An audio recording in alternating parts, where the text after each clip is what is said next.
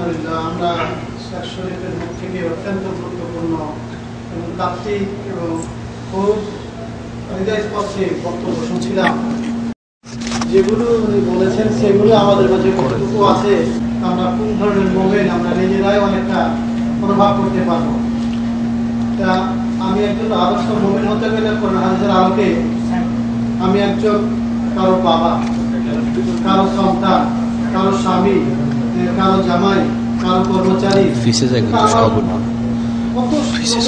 সমাজের কত দিক, আমি কারো প্রতিবেশী, কারো আমি শিক্ষক, কারো আমি ছাত্র, কারো সম্পর্ক নেই ভাইজান, কত তাহলে কাদের সবার সাথে সব রকম আমি একজন আল্লাহর বান্দা, তাই না? আমি আল্লাহ নবীর উম্মত। এই করতে করতে মুসলমানদের কর্মক্ষেত্র তো কাছে তো আমাদের কলিগ কেমন হয় না ভাইজান? তো সবার সাথে আমাকে সেভাবেই আমার আদর্শ ফুটিয়ে তুলতে হবে। আমি একজন মুসলমান, আগের যুগের সাহাবায়ে কেরামদের মুসলমানদের আদর্শ চরিত্র দেখেই কিন্তু ইসলাম গ্রহণ করেছে। আর এখনকার মুসলমানকে দেখে অন্যান্য মুসলমান আরো কি করে, ইসলামকে অপছন্দ করে। যে ইংরেজকে মুসলমান বলে, ধর্মগ্রন্থ থেকে দেখবে না, মুসলমানকে দেখে ইসলামের প্রতি তাদের কি আছে, ঘৃণা আছে। একই সাথে ফিলিপিনের সাথে ওনার সাথে খাচ্ছে, বেড়ে খাচ্ছে, নামাজ পড়ে না, কিছু না, রান্না করছে, আপনার মধ্যে পার্থক্য কিছু না। এরকম যদি মুসলমান হয় হবে না। অতএব আমার তারা যেন কোনো কেউ কষ্ট না পায়, আমার চলাতে ফেরাতে কথাতে বদলাতে যেন সবাই যেন মুগ্ধ হয়, তখন আপনি কথা বলবেন, ইসলামের কথা বলবেন।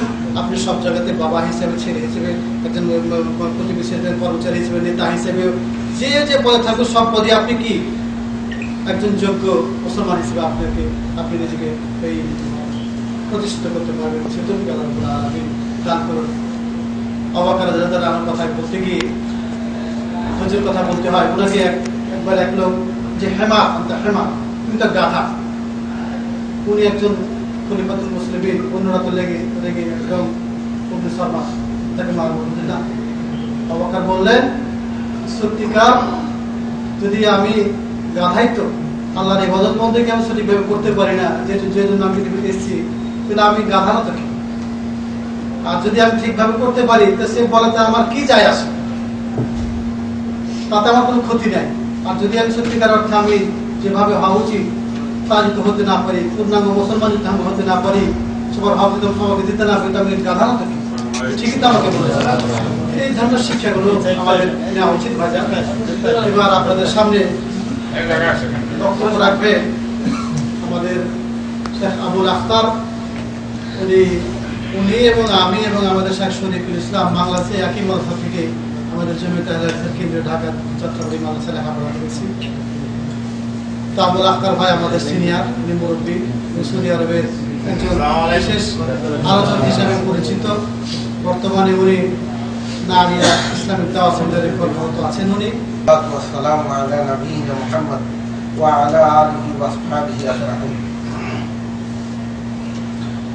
আউযু বিল্লাহি মিনাশ শাইতানির রাজীম। ইয়া আইয়ুহাল্লাযীনা আমানু তাকুল্লাহা ওয়াল তানজুর নাফসুম মা কাদ্দামাত লিগাদ ওয়াত্তাকুল্লাহা ইন্নাল্লাহা খাবীরুম বিমা তা'মালুন ওয়া লা তাকুনু কাল্লাযীনা নাসুল্লাহা ফাআনসাহুম আনফুসাহুম উলাইকা হুমুল ফাসিকুন।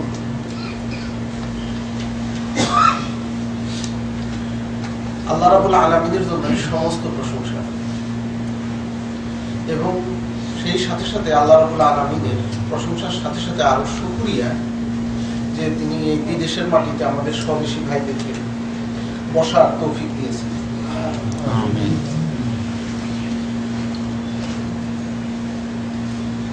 কেননা এই সৌদিতেও অনেক জায়গাতেই আছে যে তারা ইচ্ছা করলে কোনো রাজনৈতিক পার্টি, কেউ ব্যক্তিগত বা কোনো সমিতি ইচ্ছা করলে কিন্তু এইরকম কোনো জায়গাতে তারা বসতে পারবে না, একমাত্র ইসলামিক সেন্টারের অনুমতি ছাড়া। তো সেই জন্য আল্লাহ রাব্বুল আলামিনের শুকরিয়ার সাথে সাথে এই হুকুমারও আমরা শুকরিয়া আদায় করি এবং তাদের জন্য দোয়া করি যে যারা আমাদের জন্য ব্যবস্থা করেছে। অতঃপর দরুদ ও সালাম সাইয়্যিদুল মুরসালিন রাহমাতুল লিল আলামিন খাতামুন নবিয়্যিন মুহাম্মদুর রাসূলুল্লাহ সাল্লাল্লাহু আলাইহি ওয়াসাল্লামের উপর যে মুহাম্মদুর রাসূলুল্লাহ সাল্লাল্লাহু আলাইহি ওয়াসাল্লামের মাধ্যমে আমরা পেয়েছি একটি পূর্ণাঙ্গ জীবন ব্যবস্থা। জন্ম থেকে নিয়ে মৃত্যু পর্যন্ত একজন মানুষ কি করবে, তার সব রকম দলিল ভিত্তিক বর্ণনা এবং নিয়ম কানুন যা ইসলামের মধ্যে রয়েছে। আর এই নিয়ম কানুন গুলোর নামই হচ্ছে সেখানে ইসলাম, এটাই ইসলাম। তাই সংক্ষিপ্ত ভাবে যদিও বলবো, একজন মানুষ জন্ম নেওয়ার পরে, একটা বাচ্চা জন্ম নিল, নেওয়ার পরে মুসলমান হিসেবে তার জন্ম খুশিতে যদি নাকি কিছু করতে হয়, সেটা কিভাবে করবে, কতদিন পর করবে, কি দিয়ে করবে, সে কি দিয়ে করবে। তারপরে দেখা গেল যে এই বাচ্চাটা বড় হইতে লাগলো, দিনে দিনে তার বাড়তে লাগলো, বাড়ার পরে দেখা গেল শৈশব থেকে কৈশোর, শৈশব থেকে শিশুকাল থেকে যখন কিশোর হয়ে গেল, তখন তার শরীরের পরিবর্তন, যৌবনের পরিবর্তনের সাথে সাথে দেখা গেল যে তার শরীরের মধ্যে যদি ছেলে হয় এবং মেয়ে হয়, উভয়ের মধ্যে কিছু পরিবর্তন আছে। তার শারীরিক পরিবর্তনের মধ্যে দেখা গেল যদি পুরুষ হয়, তাহলে শারীরিক পরিবর্তনের মধ্যেই দেখা গেল যে তার মুখে কিছু লোম গজিয়েছে, যেটাকে আমরা দাড়ি বলি, দুই বগলে নাভির নিচে, কোনটা কাটবে এবং কোনটা রাখবে। মাথার চুল তো জন্ম থেকেই হয়ে আসছে, মাথার চুল কতটুকু কাটবে এবং কতটুকু রাখবে, সব কিছুর পুঙ্খানুপুঙ্খ রূপে দলিল ভিত্তিক বর্ণনা কোথায় আছে? একমাত্র ইসলামের মধ্যেই আছে। এই ইসলামই আমরা পেয়েছি কার কাছ থেকে? আমাদের নবী মুহাম্মদুর রাসূলুল্লাহ সাল্লাল্লাহু আলাইহি ওয়াসাল্লাম আমরা পেয়েছি, এবং তিনি দেখেও গিয়ে গেছেন সেটি কিভাবে পালন করতে হবে। ঠিক এমনি ভাবে একটা মেয়ে বাল্যকাল থেকে যখন তার কিশোরীতে রূপ নেয়, তার শরীরের মধ্যে কিছু পরিবর্তন হয়, সে কোন অংশটা বাহির করতে পারবে, কোন অংশটা ঢাকতে পারবে, তার কাপড়ের মধ্যে কি পার্থক্য নারী এবং পুরুষের মধ্যে, সব কিছুর বর্ণনায় একমাত্র ইসলামই দিয়েছে, অন্য কোথাও নাই।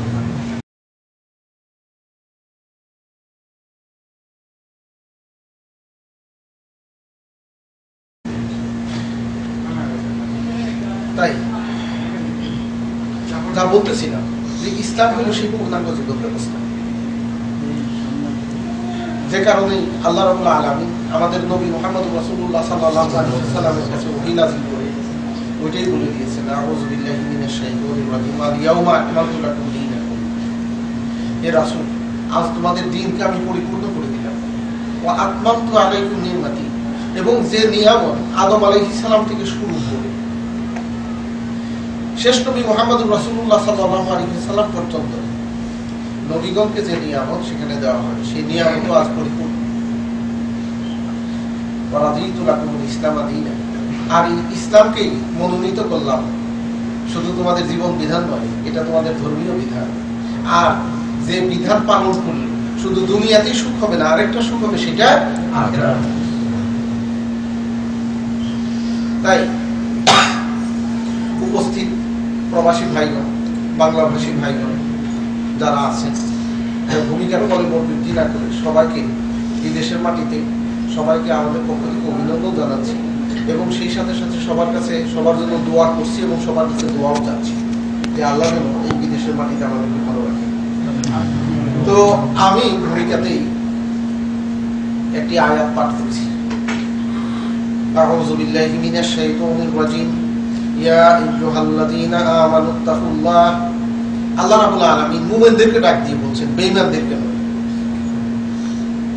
বেঈমানদেরকে নয়, মুমিনদেরকে ডাক দিয়ে বলছেন তোমরা আল্লাহকে ভয় করো, তোমরা আল্লাহকে ভয় করো, এবং সেই সাথে সাথে ওয়াল তানজুরু নাফসুম মা কাদ্দামাত লিগাদ, প্রত্যেক মানুষের উচিত খেয়াল রাখা উচিত যে সে আগামীকালের জন্য কি জমা করেছে, আগামীকালের জন্য সে কি জমা করেছে। ওয়াল তানজুরু নাফসুম মা কাদ্দামাত লিগাদ ওয়াত্তাকুল্লাহ, আবার আল্লাহ বলছেন তোমরা আল্লাহকে ভয় করো, ইন্নাল্লাহা খাবীরুম বিমা তা'মালুন, তোমরা যে কাজ করতেছো সব ব্যাপারে কিন্তু আল্লাহ জানেন, সব খবরই আল্লাহর কাছে আছে। তাই এখন আমি আপনাদের সামনে এই জিনিসটাই তুলে দিলাম দর্শক, যে আল্লাহ রাব্বুল আলামিন বলছে ওয়ান তানজুরু নাফসুম মা কাদ্দামাত, আগামীকালের জন্য প্রত্যেকের খেয়াল রাখা উচিত আগামীকালের জন্য তোমরা কি জমা করেছো। এখন আগামীকাল বলতে আখিরাত, আখিরাতের জন্য বিদেশের মাটিতে আছি, মাস শেষ হলেই কি যদি কারোর টাকা বেশি হয় ব্যাংকে হয়তো পাঠাইতে অসুবিধা, হুন্ডিতে পাঠাই, ব্যাংকে পাঠাচ্ছি, যে করেই হোক টাকা পাঠিয়ে দিচ্ছি, তাই না? পাঠিয়ে দিচ্ছি, ব্যাংকে জমা হচ্ছে সব, অথবা সেখানে কোন শিল্প কারখানায় খাটতেছে, বিল্ডিং হইতেছে, সবকিছু হইতেছে। কিন্তু আপনি কাল যদি আপনি কবরে যান, যে টাকাটা আপনি ব্যাংকে জমা আছে ওই টাকাটা কি আপনার কোনো কাজে আসবে?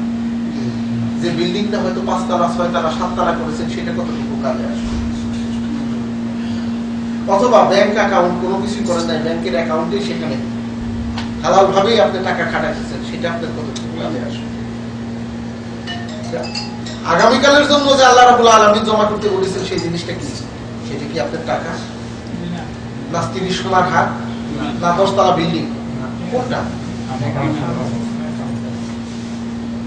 সেটা হলো আপনার নেক আমল, সেটা আপনার আমল। কারণ আমার মতো আপনার মতো অনেকেই আজকে কথা বলছে, কাল যে কবরে থাকবো না তার কোনো গ্যারান্টি আছে? না। কাল কোথায় থাকবো তার কোনো গ্যারান্টি আছে? না। হয়তো বা কারখানায় ডিউটি করবো, হয়তো বা কবরে থাকবো, অথবা বিদেশি হিসাবে হয়তো বা তাড়াতাড়ি দাফন করবে না, লাশ ঘরে জায়গা হবে, তাই না? বরফের ঘরে সেখানে জমা হয়ে লাশ হইতে পারে না? হইতে পারে, হইতে পারে আজকের রাতই আপনার জীবনের শেষ রাত, আজকের বৈঠকই আপনার জীবনের শেষ বৈঠক হইতে পারে। তাহলে এই আয়াতের মধ্যে একজন মানুষের জন্য যদি নাকি আল্লাহকে ভয় করে, তাহলে দেখুন মনে মনে একটু চিন্তা করে যে আগামীকাল যদি আমি মারা যাই তাহলে কোন জিনিস আমার কাজে আসবে। যদি আল্লাহ বাঁচিয়ে রাখে তাহলে আলহামদুলিল্লাহ, তাহলে জমা করতে থাকুন আগামীকালের জন্য, সেই আখিরাতের জন্য। প্রত্যেক মানুষকে, প্রত্যেক নফসকেই সেখানে খেয়াল করা উচিত যে আগামীকালের জন্য তোমরা তারা কি জমা করেছে। শেষের আয়াতে আল্লাহ রাব্বুল আলামিন বলছেন ওয়ালা তাকুনু কাল্লাযিনা নাসুল্লাহা ফাআনসাহুম আনফুসাহুম, সাবধান তোমরা তাদের মতো হইও না, তোমরা তাদের মতো হইও না যারা কি করছে, আল্লাহকে ভুলে গিয়েছে, দুনিয়ার এই মুখে করে টাকা মুসলিম দাবি করে গরুর গোশত খায়, খাতনাও করায়, ঈদের নামাজেও যায়, এখানেও জামাতে মাঝে মধ্যে যায়, কিন্তু দেখা গেল আখিরাত সম্পর্কে যে আল্লাহকে ভয় করতে বলছে সেই আল্লাহকেই তারা ভুলে গেছে।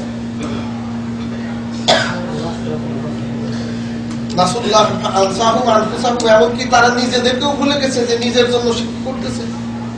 আর যারা এরকম করতেছে তারা কিন্তু ফাঁসে, তারা পাপীদের মধ্যে, তারা সৎ পথে নাই।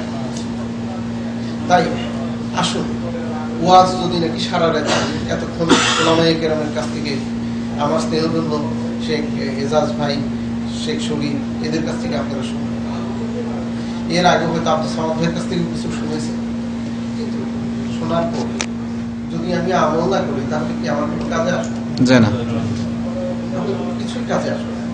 আপনি বাড়িতে চাউল জমা করে রাখলেন, কিন্তু সে চাউল শুধু গ্রাম ধরেই আপনি রেখে দিলেন, একবারও তা দিয়ে ভাত পাকাইলেন না, তাহলে দিনের পর দিন ওই চাউল কি হয়ে কোনো কাজে আসবে? নষ্টই হয়ে যাচ্ছে। সেটা কি পশু খাদ্যে পরিণত হবে, তখন মানুষের খাদ্যে থাকবে না। আপনি অনেক কিছু শিখলেন, কিন্তু আপনার আগামীকালের জন্য কোনো কিছুই আমল আপনি করলেন না, কোনো দাম নেই, কোনো দাম নেই। আল্লাহ রাব্বুল আলামিন আরো বলছেন বাঁচার জন্য তো আমরা অনেকেই অনেক চেষ্টা করি, তো একটু অসুখ হলে বিভিন্ন রকম চেকআপ টেকআপ কোনোটাই কিন্তু বাদ দিই না, রক্ত পরীক্ষা, কফ পরীক্ষা, বিভিন্ন কিছু পরীক্ষা, সব কিছুই কিন্তু সেখানে করতেছি। কেন? উদ্দেশ্য দুইটা উদ্দেশ্য, একটা হলো বেঁচে থাকা আর একটা সুস্থ থাকা, তাই না? একটা বেঁচে থাকা আর একটা সুস্থ থাকা। অনেকে অসুস্থ কিন্তু তবু দেখা যায় বেঁচে, অসুস্থ অবস্থায় বেঁচে থাকা যায় কি না। এই চেষ্টা তদবিরের কি কেউ কম করে? হাতে টাকা আছে, সবকিছু আছে, অসুস্থ মানুষটা, কিন্তু অসুস্থ হইলেও দেখা যায় যে না দৈনিক যদি ওষুধ খাইতেই হয় তাহলে সে কি সুস্থ? সে কিন্তু সুস্থ না। তো অসুস্থ হয়েও বেঁচে আছে। ডায়াবেটিস যারা আছে, হার্টের অসুখ যারা আছে, ব্লাড প্রেশার যারা আছে, প্রতিদিনই প্রেশারের ওষুধ খেতে হবে, হচ্ছে, কোলেস্টেরল ওষুধ খেতে হচ্ছে, তাহলে আপনি কি সুস্থ? অসুস্থ। আপনি সুস্থ, আপনি অসুস্থ। কিন্তু তবু সেখানে এই অসুস্থ অবস্থায়ও সেখানে ওষুধ খাওয়াটা মানে অসুস্থ অবস্থায়ও সেখানে বেঁচে থাকার জন্য এই কোশিশ, এই চেষ্টা। কিন্তু এত চেষ্টার পরও সেখানে মৃত্যু থেকে রক্ষা করবে? মৃত্যু থেকে কি রক্ষা হবে? কোনোদিনই নয়। এগুলো জানার পরেও যদি আমাদের অন্তরের মধ্যে কোনো দাগ না থাকে, না কাটে, তাহলে কিন্তু সেটার কোনো মানে হয় না। আল্লাহ রাব্বুল আলামিন তাই বলছেন, আউযু বিল্লাহি মিনাশ শাইতানির রাজিম, আইনামা তাকুনু ইউদরিকুমুল মাউতু ওয়ালাউ কুনতুম ফি বুরুজিন মুশাইয়াদা। তোমরা যেখানেই থাকো না কেন, মৃত্যু কিন্তু তোমাদেরকে পাবে, মৃত্যু তোমাদেরকে ধরবে। এমনকি তোমরা সুরক্ষিত কোনো যদি বুরুজ, কোনো কেল্লা, দুর্গের মধ্যে যদি তোমরা অবস্থান করো, দেখা যায় নিশ্চিত অক্সিজেন দেয়া রাখা হয়েছে, বাইরের কোনো বাতাস পর্যন্ত যাইতে পায় না, তাহলে মৃত্যু থেকে কেউ রক্ষা পাবে কখনই না।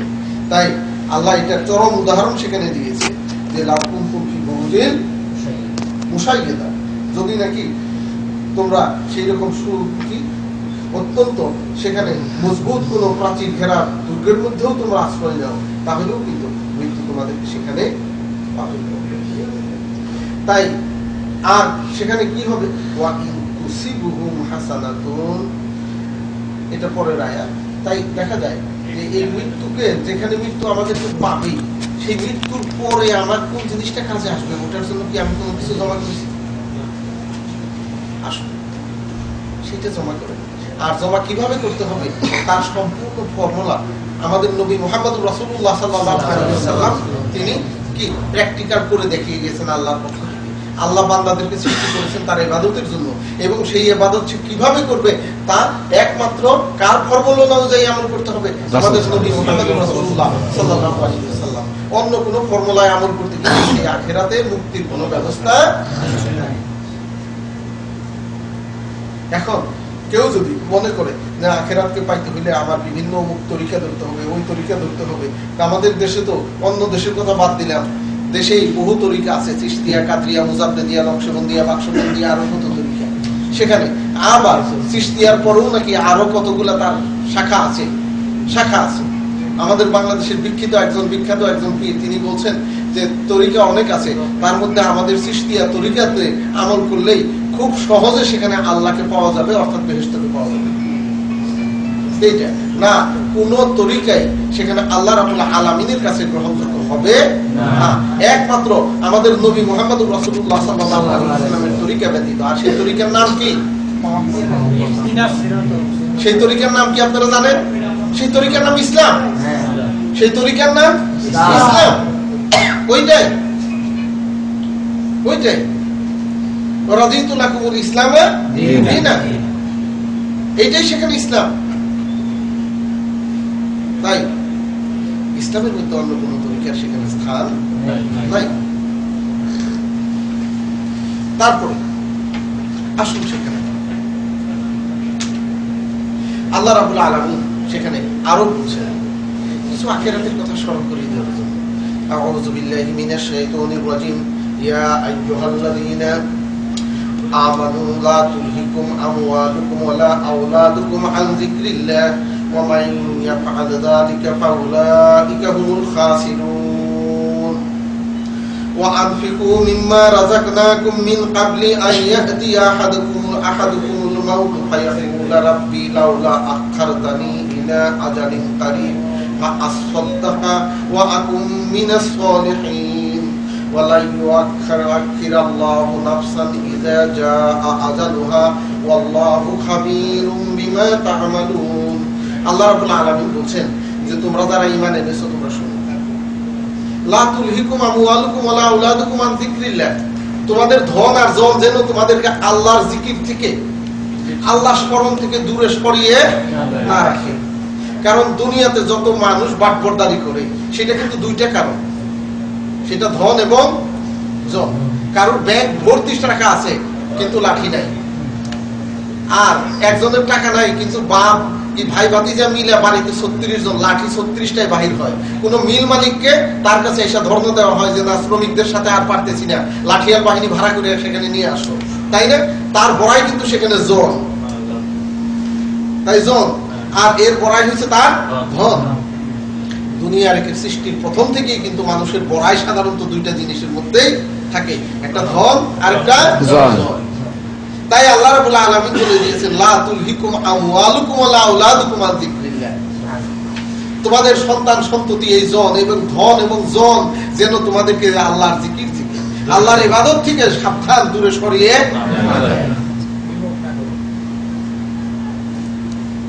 আর এই ধন আর জনের মুখে পড়ে যারা নাকি আল্লাহর ইবাদত থেকে, আল্লাহর জিকির থেকে দূরে সরে গেছে, আল্লাহর স্মরণ থেকে, তারা কিন্তু নিশ্চয় ক্ষতিগ্রস্ত, তারা নিশ্চয় ক্ষতিগ্রস্ত। কেননা ধনওয়ালা সে মানুষকে ঘুষ গুঞ্জা সবকিছু দিয়ে দিয়ে সবকিছু করছে, কিন্তু ধনের হিসাবও আল্লাহর কাছে, আয় এবং ব্যয়ের হিসাবও আল্লাহর কাছে। তাই সাবধান। আসুন, আমরা তো বিদেশে আছি, কেউ হয়তো নুন আনতে পান্তা শেষ, কারণ হয়তো ব্যাংক ভর্তি টাকাও আছে, আর বাপের সম্পত্তি যদি আরো থাকে তাহলে আরো আছে, কিন্তু সাবধান, এই ধন আর জনের মুখে পড়ে আল্লাহর আইনকে, আল্লাহর জিকিরকে, সেখানে পরহেজগারিতাকে কখনো ভুলে যাবেন না। কেননা আপনি আজকে আছেন, কাল কোথায় থাকবেন তার কোনো গ্যারান্টি নাই। বিদেশে আছি, সবকিছু করতেছি, বাড়িতে টাকা পাঠাইতেছি, আজকে যদি মারা যায় আমার লাশটা যাবে, কিছুদিন পর কি হবে? হ্যাঁ, আমায় মাটি দিবে, জানাজা পড়বে, সে নিবে ক্ষমা, বাড়ি এসে খবর নিবে ব্যাংকে কত জমা, তাই না? যারা আছে আত্মীয় স্বজন, এখন ছেলে আসবে, মেয়ে আসবে, কিছুদিন পর 40 পর্যন্ত হয়তো দেরি করবে, তারপরে দেখা যাবে যে কত টাকা জমা আছে, ব্যালেন্স কত আছে, ভাগ করো, তাই না? টাকা সেখানে দিবে তার ওয়ারিসদেরকে। তাই দেখা গেল এইটাই তারা ভাগ বাটোয়ারা করে নিয়েছে। ওই 2-4 দিন পর্যন্ত, 40 বা কোনখানি পর্যন্ত সেখানে আপনার স্মরণ, তারপরে কিন্তু আর খবর নাই। তাই সাবধান, নিজেরটা নিজে ছেলে মেয়ের জন্য সেখানে রাখুন সত্য, কিন্তু আপনার আখিরাতের জন্য, আগামীকালের জন্য আপনি কিছু রাখেন, সেটা কি? সেটা আপনার ইবাদত। তারপরে আল্লাহ বলছেন, আউযু বিল্লাহি মিনাশ শাইতানির রাজিম ওয়া আনফিকু মিম্মা রাযাকনাকুম মিন ক্বাবলি আইয়াতিয়া আহাদুকুমুল মাউতু ফায়াকুলু রাব্বি লাউলা আখারতানি ইলা আজালিন কারীব। তোমাদের কারোর যদি নাকি মৃত্যু এসেই যায়, তখন সেখানে অনেকেই সেখানে বলতে থাকবে যে আল্লাহ, আর যদি নাকি কিছু দেরি করতে, আর কিছুদিন পর যদি জানটা আমার কবজ হইত, লাউলা আখারতানি ইলা আজালিন কারীব লা আসাদদাকা ওয়া আকুম মিনাস সালিহিন, আমি সদকা, খয়রাত, দান খয়রাত সব কিছুই আমি করতাম, এবং আমিও খুব নেককার পরহেজগার বলে হয়ে যাইতাম। কিন্তু সেই সুযোগ কি আল্লাহ কখনো দিবেন? সেই সুযোগ আল্লাহ কখনো দিবে না। এবং আল্লাহ তো কোরআনের মধ্যেই সেখানে বলে দিয়েছেন, ওয়ালা ইউআখিরাল্লাহু ইযা জাআ লা ইউআখিরাল্লাহু নাফসান ইযা জাআ আজালুহা। কোন মানুষের যখন মৃত্যুর সময় এসে যাবে, সেখানে আর তাকে সময় দেওয়া, সেটা পিছিয়ে দেওয়া আর সময় হবে না। দেশের হাইকোর্টে তো সেখানে ইচ্ছা করলে বিচারপতি কিছু করতে পারে, প্রেসিডেন্ট ক্ষমা করতে পারে, কিন্তু মৃত্যু যখন এসে যাবে সেখানে কেউ ক্ষমা করার কেউ নাই। এমনকি যে প্রেসিডেন্ট ক্ষমা করবে, তারও যদি মৃত্যু এসে, তাকে কে করবে? তারও কিন্তু কোনো উপায় থাকবে না। তাই আসুন সেখানে আমরা, এখানে অনেকেই টাকা খরচ করে, টাকা খরচ কামাই করে, খরচও করে, কিন্তু সে খরচটা সে কোন পথে করে, কিভাবে করে, এটার হিসাবও কিন্তু আল্লাহ রাব্বুল আলামিনের কাছে দিতে হবে। কেননা হাসরের দিন এমন অবস্থা হবে, যখন নাকি তার বান্দাদের হিসাব নেওয়া শুরু করবে, তখন সেই দিন সব কিছুর হিসাব একদম কড়াই কান্তিতে যখন তুলে ধরা হবে, তখন সেখানে বান্দারা কি বলতে, একটু শুনুন। সূরা কাহফের মধ্যে আল্লাহ বলছেন, ওয়া বুদিয়াল কিতাবু ফাতারাল মুজরিমিনা মুশফিকিনা مما فيه ويقولون يا ويلتنا ما لهذا الكتاب তারা পাপী, তারা অত্যাচারী, ফাসিক, তারা তাদের এই আনন্দমা দেখতে বললে থাকবে যে হায় হায় এই কিতাবে আবার কি লেখা আছে, এই দপ্তরে কি লেখা আছে, লা ইউগাদিরু সগীরাতান ওয়ালা কাবীরাতান। হ্যাঁ, সামান্যতম একটু গুনাহ করেছি, সামান্যতম এটা করেছি, সেইটাও সারা হয় নাই, সেইটাও দেখা যায় যে উঠে গেছে। এখানে যদি ক্লোজ সার্কিট ক্যামেরা লাগানো থাকে বা যে শব্দগুলো আমরা করতেছি শব্দ গ্রহণ করার জন্য রেকর্ডিং যাক, সেটাই কি ছাড়বে? হ্যাঁ, তাহলে এইটাই যদি না ছাড়ে, তাহলে আল্লাহ রাব্বুল আলামিনের পক্ষ থেকে যে ক্যামেরা, সেই ক্লোজ সার্কিট ক্যামেরা, সবকিছু ক্যামেরা লাগানো আছে, সেটাই কি ছাড়বে? তাহলে এইটাকে যদি বিশ্বাস করতে পারি, ওইটাকে কেন আমরা বিশ্বাস করব না? না, এটা চোখে দেখা যায় আর ওটা দেখা যায় না। এটাই আসল। আমরা আখিরাতের জন্য কিছু করি, আমরা আখিরাতের জন্য কিছু করি, তাই আয়াত নাম্বার হ্যাঁ কোন সূরা? আয়াত নাম্বার না, সূরা কাহাফ, এর আগে সূরা ওয়া আখিরিনা, ওই সূরা মুনাফিকুন, সূরা মুনাফিকুন, ওটা বিখ্যাত আয়াত, ছোট সূরা। তারপরে আল্লাহ রাব্বুল আলামিন কোরআনের মধ্যে আরো বলেন, আউযু বিল্লাহি মিনাশ শাইতানির রাজিম, ইয়াওমা ইয়াফিরুল মারউ মিন আখিহি ওয়া উম্মিহি ওয়া আবিহি ওয়া সাহিবাতিহি ওয়া বানিহি। সেই দিন ইয়াওমা ইয়াফিরুল মারউ মিন আখিহি, ভাই ভাইয়ের থেকে সেখানে পালিয়ে যাবে, ওয়া উম্মিহি ওয়া আবিহি, বাপ বেটা থেকে পালিয়ে যাবে, বেটা কি বাপ থেকে পালিয়ে যাবে, মা সন্তান থেকে পালিয়ে যাবে, সন্তান মা থেকে পালিয়ে যাবে, ওয়া সাহিবাতিহি ওয়া বানিহি, বন্ধু বান্ধবী থেকে সেদিন ওই দিন আর প্রেমপ্রীতিতে কোনো আকর্ষণ থাকবে না। না, বান্ধবীর বিয়ে হয়ে গেছে, আগে প্রেমপ্রীতি ছিল, হয়তো বড় পোস্টে আছে, আমার একটা চাকরি দিতে পারে, কিন্তু সেই দিন কোনো কাজে আসবে না। সেই দিন যার যার মতো সেখানে নামছি, সেই দিন কিন্তু আপনার জন্য কাজে লাগবে আপনার নেকামল, আপনার নেকামল, তাছাড়া কিন্তু কোনো উপায় নাই। তারপরে এখন এই নেকামল গুলোর মধ্য থেকে আমরা আসুন, রাসূলুল্লাহ সাল্লাল্লাহু আলাইহি ওয়াসাল্লাম তিনি বলছেন যে লা তাযালু কাদামু ইবনু আদম হাত্তা ইউসআলা আন খামসি। হাসরের দিন আদম সন্তানকে আল্লাহর সামনে থেকে বা হিসাবের কাঠগড়া থেকে এক পাও নড়তে দেওয়া হবে না, যতক্ষণ পর্যন্ত সেখানে 5টি প্রশ্ন তাকে না করা হবে। 5টা প্রশ্ন যে পর্যন্ত তাকে না করা হবে। কি শিখতেছে? তার প্রথম প্রশ্নটা যাকে করা হবে, আনুবৃহি আইনা আপনার, তোমাকে আমি জীবন দিয়েছিলাম, কোথায় কাটিয়েছো এই জীবন? জীবন কাকে বলে? জীবন কাকে বলে? জন্ম থেকে নিয়ে মৃত্যু পর্যন্ত যে মাঝখানের সময়টা, এই সময়টার নামই জীবন। আনুবৃহি, এটার নামই উমর বা জীবন। এই জিন্দেগি তুমি কোথায় কাটিয়েছো? আইনা আপনার স্বাভাবিক আইনা আপনার। জীবনের মধ্যে সবচেয়ে গুরুত্বপূর্ণ একটা সময়ের নাম যৌবন। কারণ জীবন শুরু হয় প্রথম, আমাদের দেশের কবি সাহিত্যিকরা বলে থাকে, সেটা হল শৈশব, শিশুকাল। তারপরে আসে কি কৈশোর, তারপরে আসে যৌবন, তারপরে প্রৌঢ়, তারপরে বার্ধক্য। তোমাকে এই যৌবন দিয়েছিলাম, এই যৌবন তুমি কোথায় আড্ডা মেরে কাটিয়েছো?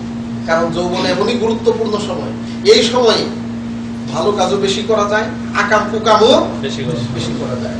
কেউ যদি বলে ভাত খাইতে বসে 22 বছরের একটা ছেলে যদি নাকি সেই রকম যে না বুঝা আজকে 1 মণ নয়, আজকে 1.5 মণ নিব, ইচ্ছা করলে পারে। ভাত আদাশের চাউলের না, আজকে সোয়াশের চালের ভাত লবণ দিয়ে খাবো, পারে না?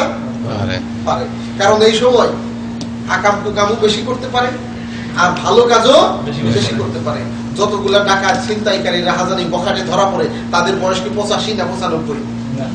না, 16 থেকে শুরু করে নিয়ে 25-35 এর মধ্যে এই বয়সে ধরা পড়ে। কারণ এটা যৌবন। এই যৌবন কোথায় কাটিয়েছ? কোথায় কাটিয়েছ? আল্লাহর কাছে হিসাব দিতে। এই জীবনের হিসাব আপনার যৌবনের হিসাব। তারপরেই আসবে ওয়ান মালিহি মিন আইনা ইকতাসাবাহু ফীমা আনফাকাহু, মাল কোত্থেকে কামিয়েছো, কোন পথে কামিয়েছো এবং কোন পথে ব্যয় করেছো, কোন পথে আয় এবং কোন পথে ব্যয়। এই সৌদিতে এই ইসলামী সেন্টারে চাকরি করে অনেক বিচার করতে হয়েছে। অনেকে এইভাবে বলছে যে হুজুর ছোট ভাই বাপের জমিন বেঁচে আসছে, আমরা একসাথে আসছি, পয়সা আমার চেয়ে কম কামায় না, 5,000 5,500 6,000 কামায়, কোথায় 4-5টা সিম কিনে কোথায় কার সাথে গিরগির করে না কি করে, বাড়িতেও পয়সা দেয় না, বিয়ে করার খবর নাই, মা বাপের খবর নাই, আর ব্যাংকেও যে কোনো টাকা আছে তার কোনো খবর নাই, অথচ 100 ভাগ হালাল পয়সা কামায়।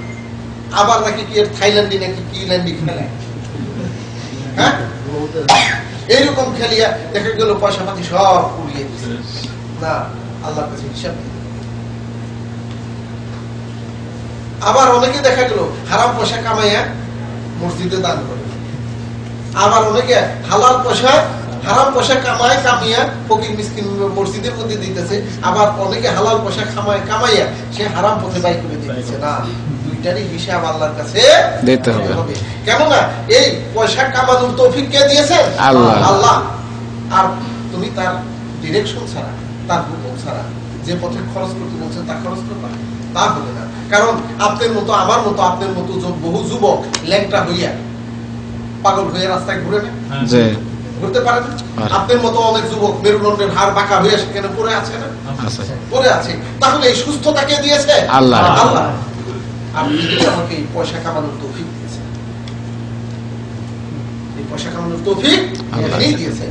তাই আসুন হাসরের দিন 5 নম্বর হলো ওয়ান ইলমিহি মা আমিলাহু, আপনি যতটুকু জানেন ততটুকু অনুযায়ী, এলেম অনুযায়ী কতটুকু আমল করেছেন। অনেকে বলে যে না, এলেম তো আমাদের নাই, এটা মোল্লা মুন্সিদের থাকে। রাসূলুল্লাহ সাল্লাল্লাহু আলাইহি ওয়াসাল্লামের জমানায় কোনো মোল্লা মুন্সি নয়, আল্লাহর নবীর কাছে ওহী নাযিল হয়তো তিনি শিক্ষা দিতেন, সাহাবায়ে কেরাম তাবেঈন এইরকমই বসে তারা শিক্ষা গ্রহণ করত। এই যে আপনারা জানছেন, এই জানার পরও যদি না জানার ভান করেন যে না জানি না, এই হিসাব আমাদেরকে দিতে হবে না, পার পাবেন না। একটা হলেও আপনি কিছু জানেন এবং জানার আপনার সুযোগও আছে, জানার সুযোগও আছে। তাই রাসূলুল্লাহ সাল্লাল্লাহু আলাইহি ওয়াসাল্লাম তিনি আবার বলেন ইকতানিম খামসান কাবলা খামসিন, 5টা জিনিসের আগে তোমরা খুব গনিমত মনে করো, বিরাট নিয়ামত মনে করো।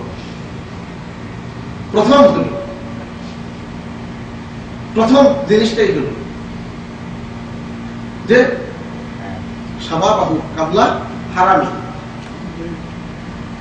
এখন আপনি সুস্থ আছেন, শরীরে শক্তি আছে, আপনার বাঁকা হয়ে যাওয়ার আগেই এই সময়টা বিরাট একটা নিয়ামত। ইচ্ছা করলে তাহাজ্জুদের নামাজ আপনি সারা রাত আপনি করতে পারেন, ইবাদত বন্দেগী করতে পারবেন, এই সময় রাত জাগা পারবেন, সারা রাত জায়গা যদি নাকি যাত্রা গান শুনতে পারেন, একটা টিভি সিরিয়ালে আর চোখ আর মন সেখানে লাগিয়ে গেছে আঠার মতো আর নয়। কিন্তু তাতে কি আপনার আখিরাতের জন্য কিছু জমা হয়েছে? আগামীকালের জন্য কিছু জমা হয়েছে? তাই এটা বিরাট একটা নিয়ামত। এমন এক সময় আসবে যে না, ঘন্টায় 3বার পেশাব করবার যাওয়ার লাগে, হয় না? হ্যাঁ, তবু চাকরি আছে, খাইতে পারি না, ঢেকুর উঠে, সোজা হয়ে বসতে পারি না, দাঁড়াইতে পারি না, মাথা ঝিমঝিম করে, কোমরের হাড্ডি কটকট করে, হয় না? আসুন এই সময়টা, এই সুস্থতা আপনার বিরাট একটা নিয়ামত। 2 নাম্বার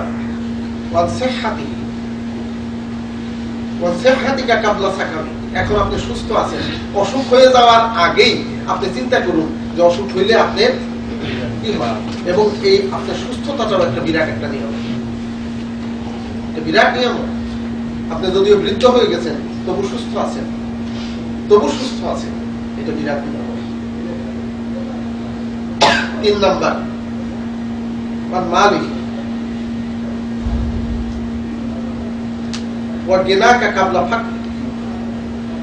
পকেটে পয়সা আছে, ফকির হয়ে যাওয়ার আগেই এটা বিরাট নিয়ামত। পকেটের পয়সা সাবধান উড়িয়ে দিবেন না।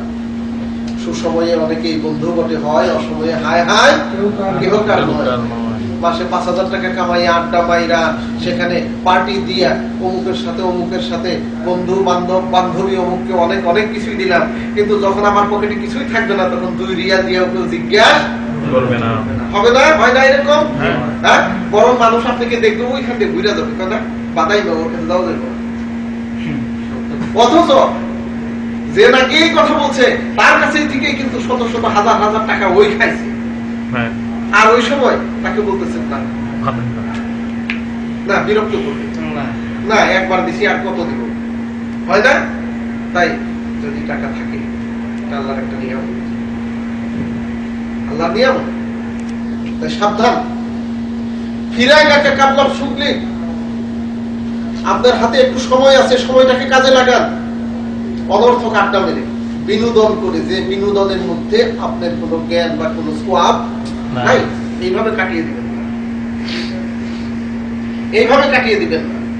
5 নম্বরে হায়া থাকা কাবলা মাউত, আপনি এখনো বেঁচে আছেন, জান আপনার ভিতরে আছে, একবার সুবহানাল্লাহ বললে সেটা আমলনামায় লেখা হবে, একবার সুবহানাল্লাহ বললে আমলনামায় লেখা হবে।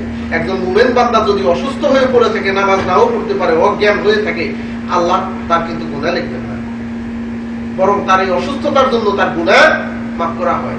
তাই কেউ যদি অসুস্থ হয়ে পড়ে থাকে, বিছনায় পড়ে কিছু আছে, জ্ঞান নাই, কোনো কিছু নাই, এটা মনে করবেন না যে এটা তার দুর্ভাগ্য, বরং তার গুনাহ মাফ হচ্ছে যদি সে মুমিন। তাই হায়া থাকা কাবলা মাউত, আমরা সেটা করি। তারপর এখন রাসূলুল্লাহ সাল্লাল্লাহু আলাইহি ওয়াসাল্লামের আরেকটা হাদিস আমরা স্মরণ করতে পারি। রাসূলুল্লাহ সাল্লাল্লাহু আলাইহি ওয়াসাল্লাম বলেছেন যে সাবাতুন ইয়াযিল্লুহুমুল্লাহু লা যিল্লা ইল্লা যিল্লু, 7 রকমের ব্যক্তি যাদেরকে নাকি আল্লাহ হাসরের দিন তার আরশের ছায়া নিচে তিনি স্থান দেবেন, তার ছায়া নিচে বলতে আরশের ছায়ার নিচে স্থান দেবেন। সেই দিন কিন্তু আল্লাহর আরশের ছায়া ছাড়া কোনো ছায়া থাকবে না। তার প্রথম হলো ওই ব্যক্তি যে নাকি ইমাম আদিল, ন্যায় বিচারক, মাতাব্বর বা বাদশাহ, ন্যায় বিচারক মুদির, যে কারোর প্রতি অন্যায় বিচার করে না। আপনিও যদি পরিবারের মধ্যে হন তাহলে ন্যায় বিচার করবেন। আপনি যদি রিকশাওয়ালার মাতাব্বর হন, নিম্ন শ্রেণীর কোনো হালাল রোজগারের কোনো মানুষের যদি মাতাব্বর হন, ন্যায় বিচার করবেন। সেটা যে রাষ্ট্রেরই মালিক হইতে হবে এরকম নয়। 2 নম্বর ইমাম আদিল আশাবুন নাশাআ ফি ইবাদাতিল্লাহ, ওই যুবক যে নাকি তার যৌবনকে ইবাদতের মধ্যে কাটিয়ে দিয়েছে। সালার চট কইরা স্বাভাবিক কোট প্যান্ট ছেড়ে দিয়ে সালার চট পাইন্ডা মুখে মাথায় জট রেখে তারপরে জঙ্গলে গিয়ে চিমটা নিয়ে, এটার নাম না। আল্লাহ রাব্বুল আলামিন যে হুকুম করেছেন সেই ইবাদত, এই ইবাদতের মধ্যে কাটিয়ে দেওয়া। মা বাবার খেদমত করলো, ফকিরকে ভিক্ষা দিল, ছোট ভাই বোন থাকলে তাদেরকে সেখানে মানুষ করলো, তাদেরকে, এটাও কিন্তু ইবাদত না। শাফি ইবাদত ওই যুবক।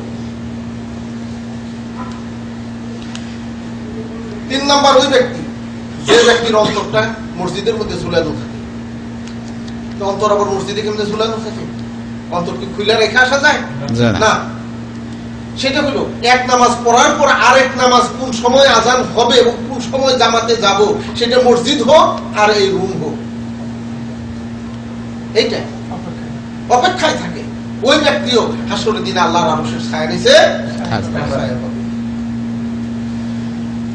তারপরে 4 নাম্বার ওই ব্যক্তি যে ব্যক্তিরা একজন অপরজনকে ভালোবাসে একমাত্র আল্লাহর ওয়াস্তে, কোনো ধন সম্পদের লোভে নয়, অন্য কিছুতে নয়, একজন অপরজনকে ভালোবাসে আল্লাহর ওয়াস্তে। এই ব্যক্তি নামাজি, এই ব্যক্তি সত্য কথা বলে, এই ব্যক্তি পরহেজগার। আমি তাকে ভালোবাসি তার সম্পদের জন্য নয়, সে কালো থাক আর সাদা থাক, কোন বংশের থাক, এটা আমার দেখার দরকার নাই। আমি তাকে ভালোবাসি তার পরহেজগারিতার জন্য, একমাত্র আল্লাহর সন্তুষ্টির জন্য। 6 নম্বর যে ব্যক্তি দেখা গেল যৌবন টলমন সুন্দর চেহারা, কোন সুন্দরী মহিলা, উচ্চ বংশের কোন সুন্দরী মহিলা তাকে ডাকলো, সুযোগও এসে গেল, এই মধু অভিসার বৃথা হবে কি আমার, তাই না? যে না, তাকে পরিষ্কার জানিয়ে দিল আমি আল্লাহকে ভয় করি। তুমি ডাকতে পারো আমাকে, কিন্তু তোমার মনের আশা পূর্ণ করো আমি পারবো না, কেন আল্লাহকে আমি ভয় করি।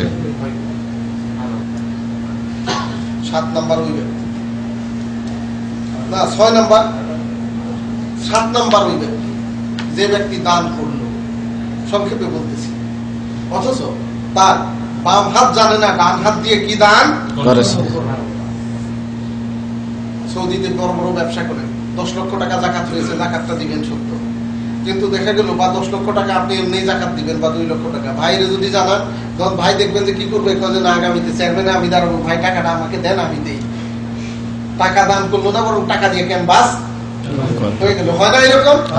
স্ত্রী কি করলো না, আমার বাপের বংশে কিছু দিতে হবে, মায় আবার কি করলো না, আমার তন্নানির বংশে কিছু দিতে হবে, এইরকম না।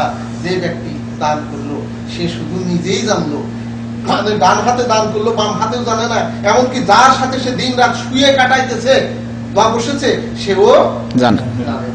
এইরকম মনে যে দান করে, প্রকাশ্যেও দান করা জায়েজ আছে, তার সওয়াব আছে, কিন্তু এইভাবে যে দান করে সে ব্যক্তি আল্লাহর আরশের ছায়া নিচে স্থান পাবে। তিনি বলেন এই 7 ব্যক্তির এক ব্যক্তি। তাই আসুন, অনেক কথা বললে একটু মনে থাকবে না। আল্লাহ রাব্বুল আলামিন আমাদেরকে এগুলোর উপর আমল করার তৌফিক দান করুন এবং আমাদের ঈমানকে পুক্তা করুন। আমাদের বাড়িতে যারা আছে আমরা এগুলো শিখে আমল করে আমরা তাদেরকেও শিক্ষা দিই, এবং বিদেশের মাটিতে আল্লাহ যেন আমাদেরকে কামাই রোজগারে বরকত দেন, আমাদের দেশে যেন আল্লাহ শান্তি দেন, আমাদের মুরব্বিয়ান যারা মারা গেছে তাদেরকে আল্লাহ যেন কবরে শান্তি দেন। তাই এখানে সবার প্রতি সবার কাছে দোয়া কামনা করে এবং সবার জন্য আল্লাহ রাব্বুল আলামিনের কাছে দোয়া কামনা করে এখানে শেষ করছি। ওয়া আখিরু দাওয়ানা আলহামদুলিল্লাহি রাব্বিল আলামিন। আসসালামু আলাইকুম ওয়া রাহমাতুল্লাহি ওয়া বারাকাতুহু। আচ্ছা।